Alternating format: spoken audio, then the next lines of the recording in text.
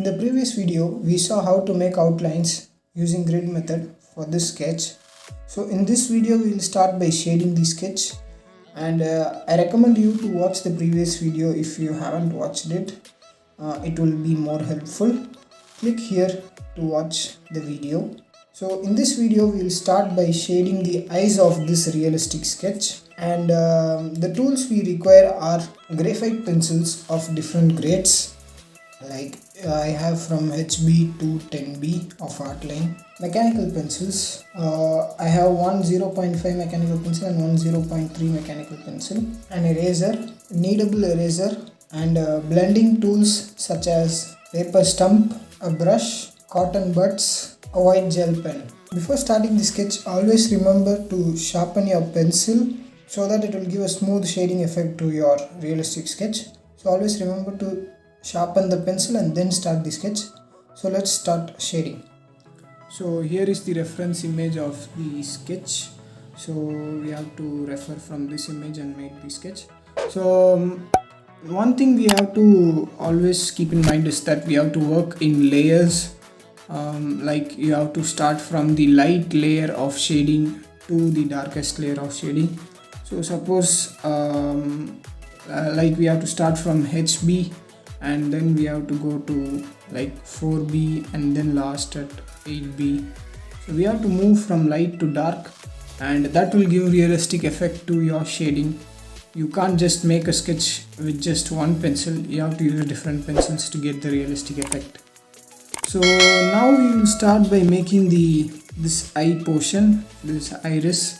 So the center part is dark, so we will straightly go with 6B pencil. So here I am doing with the 6B pencil, and then the other portion surroundings are light, so I will go with the first layer of HB pencil. So this is HB pencil, and just I am doing the first layer, a light layer, and after the first layer what I have to do is blend it using the paper stump, and then I am going with my second layer. I have to do this process until I reach the darkness of the iris. So I will be doing 2-3 times and then blending it. So this is the third time I'm layering with the HB pencil. So the fourth time I'm doing is 2B pencil, so that it gives a little extra dark values.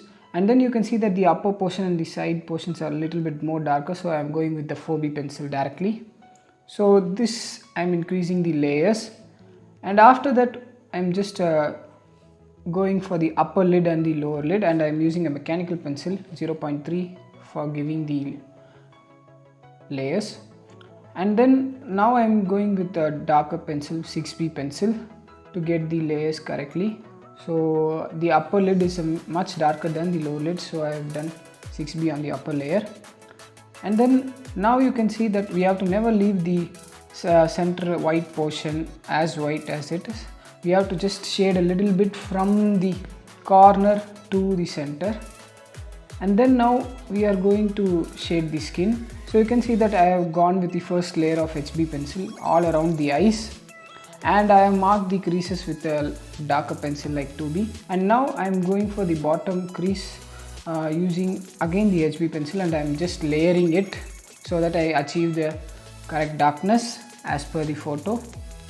So I have to do this process till I achieve the required darkness. So I am just using the brush to blend so that it gives the smooth effect. And now I am making the upper eyelashes and then the lower eyelashes using the mechanical pencils so that it is much precise.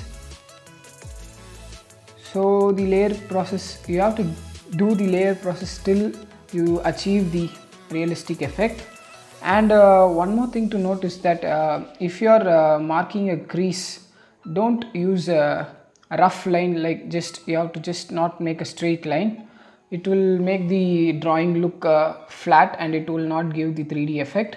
What you have to do is that you have to make the center line darker and the surroundings a little bit less darker than the center line. So this will give the 3D look on the creases.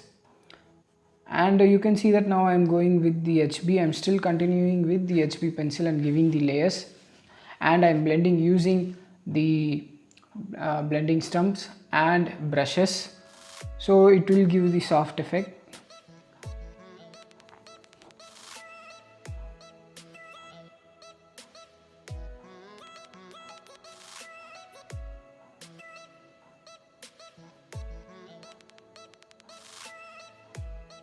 So it is very important to observe the photo and then act according to the darkness in the photo. So we have to not just go straight with 2B or 4B, we have to layer it from HB to 4B. And now you can see that I am going for the eyebrows, and first what I am doing is that I am taking a layer, I am making a layer of hair with mechanical pencils.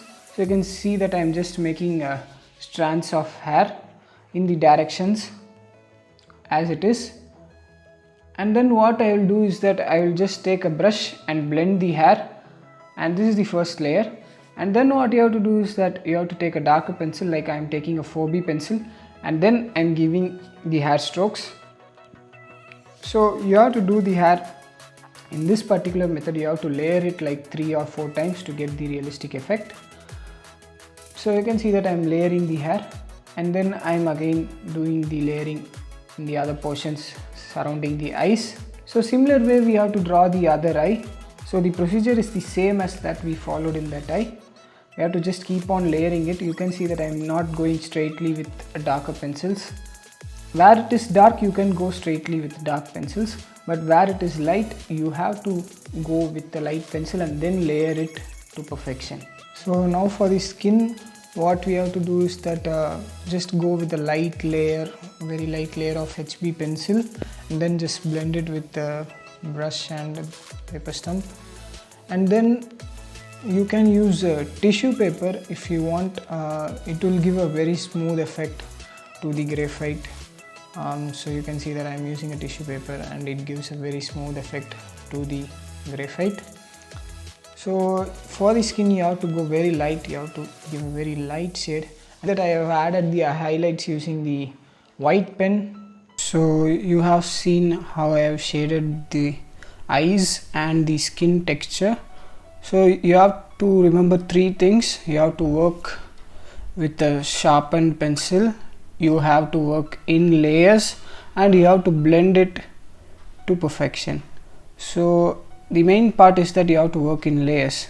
So I hope with this video you have learned something about shading, and hit a like if you understood something from the video, and tell your questions in the comments. And if you are new to the channel, hit the subscribe button below and press the bell icon to get notifications. So thank you for watching the video. See you later. Bye bye.